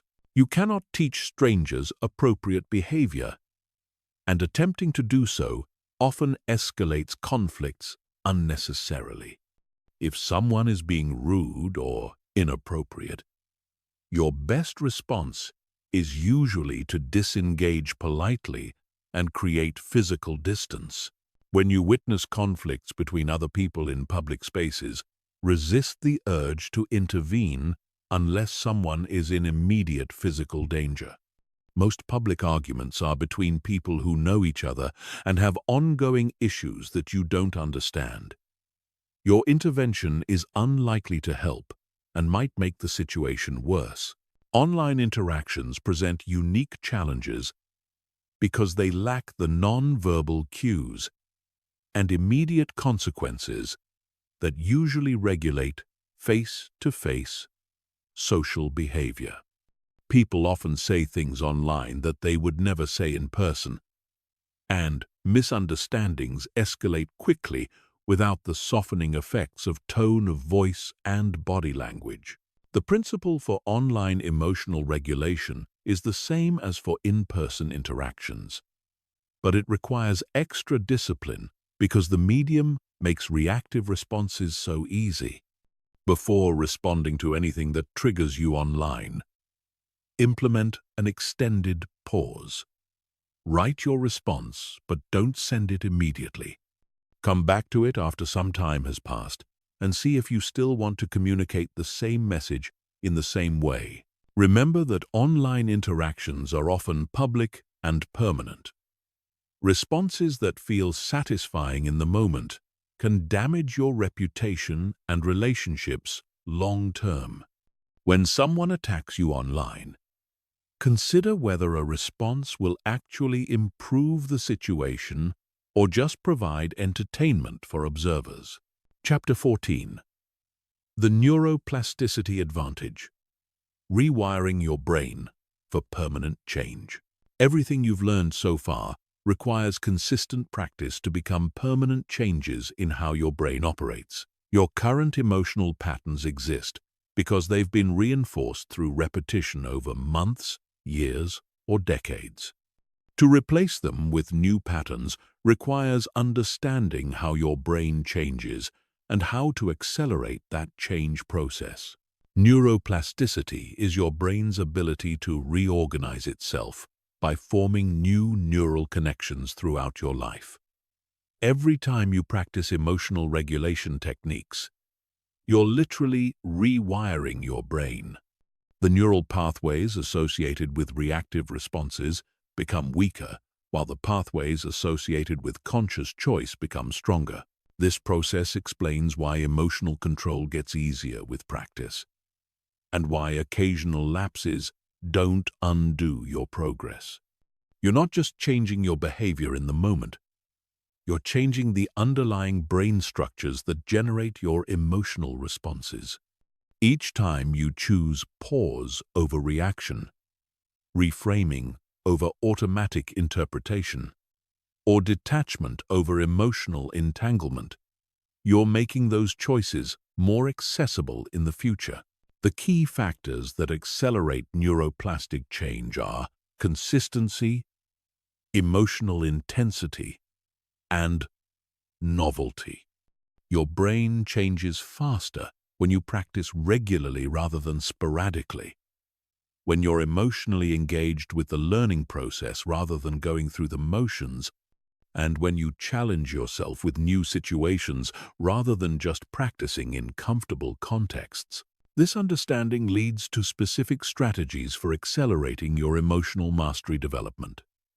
First, create daily practice routines rather than waiting for challenging situations to test your skills.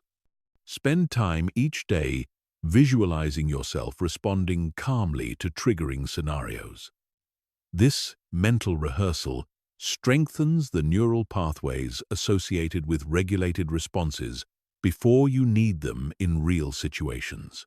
Second, use emotional intensity to your advantage during practice. Don't just think about staying calm.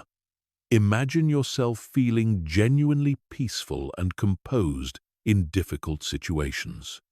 The stronger the emotional component of your practice, the more effectively you're rewiring your brain. Third, progressively challenge yourself with more difficult scenarios as your skills improve. If you've mastered staying calm with mildly annoying people, intentionally practice with more challenging personalities. If you can regulate your emotions in low-stakes situations, gradually apply your skills in higher-pressure contexts. The science of habit formation reveals why some people successfully change their emotional patterns while others remain stuck despite good intentions. Habits exist in neurological loops consisting of a cue, a routine, and a reward. To change emotional habits, you need to identify the cues that trigger reactive responses, develop new routines for handling those cues, and ensure that the new routines provide satisfying rewards. For example, if criticism from your boss is a cue that triggers defensive anger, you need to recognize that cue as early as possible and replace your defensive routine with a regulated response routine. The reward needs to be something you value more than the temporary satisfaction of defending yourself, such as maintaining your professional reputation or feeling proud of your self-control. The most effective way to establish new emotional habits is through what researchers call implementation intentions. Instead of general goals like, "I want to stay calm," create specific if-then plans. If my coworker interrupts me in a meeting, then I will take a deep breath and wait for them to finish before responding. These specific plans help your brain automatically choose regulated responses instead of having to make conscious decisions in triggering moments. Understanding the role of stress in neuroplasticity helps explain why emotional regulation skills seem to disappear during high-pressure periods. Chronic stress floods your brain with cortisol, which impairs the functioning of your prefrontal cortex and makes your amygdala more reactive. This means you need to manage your overall stress levels to maintain access to your emotional regulation skills. Stress management for neuroplastic optimization includes physical practices like regular exercise, adequate sleep, and proper nutrition. But it also includes mental practices like meditation, mindfulness, and regular relaxation. These practices don't just feel good in the moment. They create the optimal brain conditions for continued emotional growth. The compound effect of neuroplastic change means that your efforts build on each other over time. Early progress might feel slow because you're working against well-established patterns, but as new pathways strengthen, change accelerates. People who stick with emotional regulation practice often report breakthrough moments when skills that felt forced and artificial suddenly become natural and effortless. This understanding helps you maintain motivation during the inevitable plateaus and setbacks that occur during any learning process. Temporary lapses don't mean you're not making progress. They mean you're still in the process of rewiring deeply ingrained patterns. Each time you notice a reactive response and consciously choose a regulated alternative, you're strengthening your new patterns regardless of whether you feel like you're improving. The social dimension of neuroplasticity reveals why your relationships and environment significantly impact your emotional development. Your brain is constantly adapting to the social contexts you spend time in. If you're surrounded by highly reactive people, your brain adapts by becoming more reactive. If you spend time with emotionally regulated people, your brain adapts by developing greater regulation capacity. This means that part of your emotional mastery strategy should include consciously choosing environments and relationships that support your growth. Seek out people who model the emotional skills you want to develop. Limit time with people who consistently trigger your reactive patterns. Create physical environments that support calmness and focus rather than stress and distraction. Chapter 15. Living as an emotionally unshakable person. When you've mastered the principles and techniques in this system, you don't just handle difficult people better, you become a fundamentally different person. You develop what I call emotional unshakability, a deep inner stability that remains constant regardless of external circumstances. This isn't emotional numbness or disconnection. It's the ability to feel deeply while maintaining your center, to care without being controlled, and to engage fully with life, while remaining free from the emotional chaos that dominates most people's experience. Emotionally unshakable people have certain characteristics that distinguish them from those who are still at the mercy of their reactivity. They have genuine confidence that comes from knowing they can handle whatever situations arise. This confidence isn't based on external achievements or other people's approval. It comes from proven experience managing their own emotional state under pressure. They display consistent emotional responses across different contexts. They don't have a work personality, a family personality, and a social personality that are dramatically different from each other. Their emotional regulation skills create a stable sense of self that shows up similarly in various situations and relationships. They become naturally attractive to others, not because they're trying to impress anyone, but because their emotional stability creates a sense of safety and calm that people find appealing. Others seek them out during crises, value their opinions, and enjoy spending time with them because they don't add emotional drama or reactivity to situations. The transformation to emotional unshakability happens gradually as you integrate these skills into your identity rather than just your behavior. At first, you consciously apply techniques when you remember to and when situations seem to warrant them. You pause before reacting because you've learned that's a good strategy, not because pausing feels natural. As your practice deepens, these techniques become more automatic. You find yourself naturally taking deep breaths when you feel stressed, reframing challenging situations without conscious effort, and maintaining perspective during conflicts without having to remind yourself to do so. At the mastery level, emotional regulation becomes part of who you are, rather than something you do. You don't stay calm because you're using a technique. You stay calm because emotional stability is now your natural state. You don't reframe negative situations because you've learned that's helpful.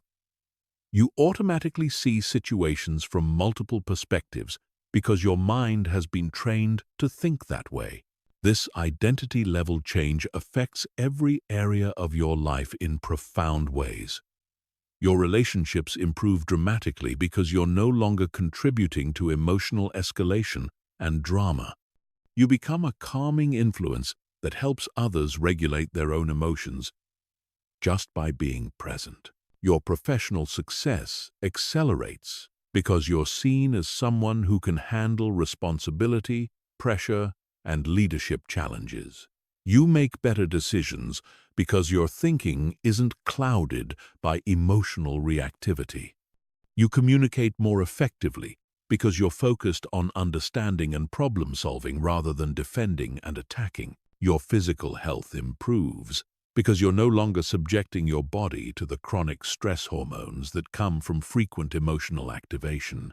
Your sleep improves, your digestion improves, and your immune system functions better because your nervous system spends more time in rest and repair mode rather than fight or flight mode. Your mental clarity increases because you're not wasting mental energy on rumination, resentment, and emotional processing. You have more cognitive resources available for creativity, learning, and strategic thinking because you're not constantly managing internal emotional turmoil. Perhaps most importantly, you develop a deep sense of personal freedom. You realize that no one can make you feel anything without your permission. No situation can force you into emotional reactivity unless you choose to react. No person can control your inner experience unless you give them that power. This freedom isn't loneliness or disconnection. You can still love deeply, feel passionate about causes, and experience the full range of human emotions. The difference is that you experience emotions consciously rather than being overwhelmed by them. You choose your emotional responses rather than having them chosen for you by circumstances and other people's behavior. Living as an emotionally unshakable person means you've become the author of your own emotional experience rather than a victim of external circumstances. You've developed the ability to maintain your inner peace regardless of the chaos around you. You've learned to respond rather than react, to choose rather than be chosen for. This transformation doesn't happen overnight. And it doesn't mean you'll never feel angry or bothered by anyone ever again. It means that when you do experience these emotions, they don't control you. They pass through you without taking up permanent residence. They inform you without overwhelming you. They motivate you without consuming you.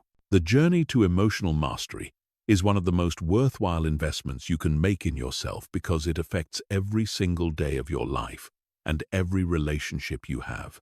It's a gift you give not only to yourself but to everyone whose life you touch.